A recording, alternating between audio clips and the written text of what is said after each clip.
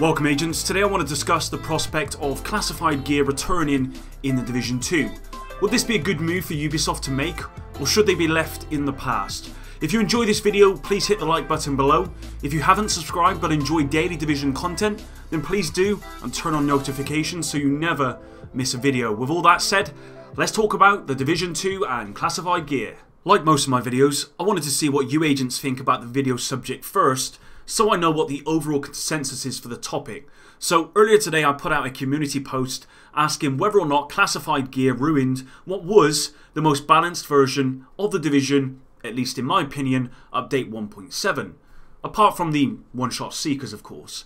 As you can see, 70% of people agree classified gear has ruined the balance of PvP within the Division, which I'd have to agree with. So surely then it wouldn't make sense for this to return in the Division 2. Well, I don't think that's strictly true. In my last video I said that classified gear should be removed altogether at this point, especially in the Dark Zone, because it has brought so much unbalance to the game since update 1.7. The issue, however, is not with classified gear itself, but the implementation of these top tier gear sets. I remember a time before we had classified gear sets, and people had suggested having a new gear set that rewarded players with bonus talents if they had 6 items of the same gear equipped. This is why Massive implemented them in the first place, and also because they needed something new for us to chase that would be tied to a new activity, i.e. global events. So is it that classified gear sets are a bad way to introduce new gear and more variety, or is it that they require a strong understanding of what these gear sets will offer so as to understand how best to balance them? I think it's the latter, and with the Division 1 it was a rush job, just like loadouts. In the Division 2 it has been confirmed that we will be getting brand sets. These work just like gear sets do, where they offer bonus talents to agents who have more than one piece of that particular brand of gear. I'll put a couple of examples on screen now. As you see with the first here, called China Light Industries Corporation, you receive 8% shotgun damage for having 2 pieces equipped, 10% all resistance for 3 pieces, and 10% skill haste if you have 4 pieces equipped. As of right now, we have 7 confirmed brand sets for the Division 2 that work exactly the same way. The only difference with the Division 2 brand sets compared to gear sets in the Division 1 are they appear to be active across all rarities of gear that we know about. Here's a high-end piece of gear branded Overlord Armaments with 3 different talents that can be activated with each piece of gear. Brand sets were no surprise, at least to me, because gear sets with the Division, for the most part, felt somewhat balanced, especially when Ninja Bike was reworked in 1.7. I would hope that with 3 years of balancing within the Division, the devs have not got wrong with these gear sets in the Division 2. So we already know that gear sets or brand sets are returning to Division 2, which I think is a good thing as long as they're balanced correctly. But what about classified brand sets? Could these be a thing within the Division 2?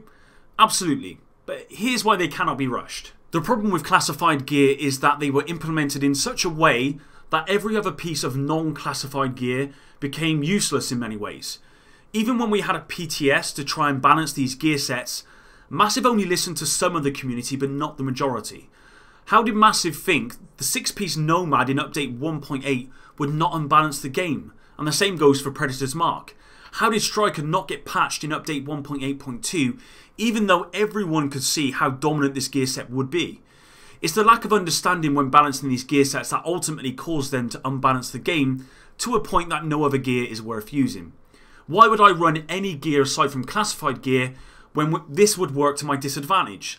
Look, I'm not stupid, agents. I know with every looter shooter there will always be a meta weapon or meta build. Talking of meta weapon, when are they going to address the house exotic? Why would I use any other SMG in the game, or even assault rifle for that matter? That's for another video. The point I'm trying to make is that classified gear was not a bad idea, and I think people wanted it. But the talents these 5 and 6 pieces provided were not balanced, and that's still the case right now in the Division. So, the question still remains, should classified gear sets or classified brand sets return in the Division 2? I can't see any reason why not, apart from the obvious point that we want something new with the Division 2, not recycled things, but it has to be as balanced as humanly possible and not rushed like the Division 1. Now, I don't want to sit here and pretend I know exactly how these things work, but I do know that as a community, more often than not, the changes we have asked for have not been implemented properly, meaning certain classified gear, i.e. Striker or Predator's Mark or Nomad, are still the best gear to use in every situation.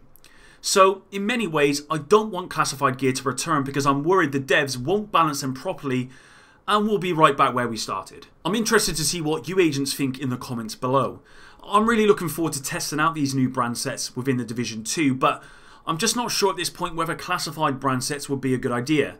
I guess I'll have to wait and see how well balanced the brand sets are before we can really understand whether a classified version would be worth implementing. There we are, agents. I do hope you enjoyed this video and really think it's a good idea we get these discussions about the Division 2 in early, so if the devs are watching, which is very unlikely, they'll get to see what the community think.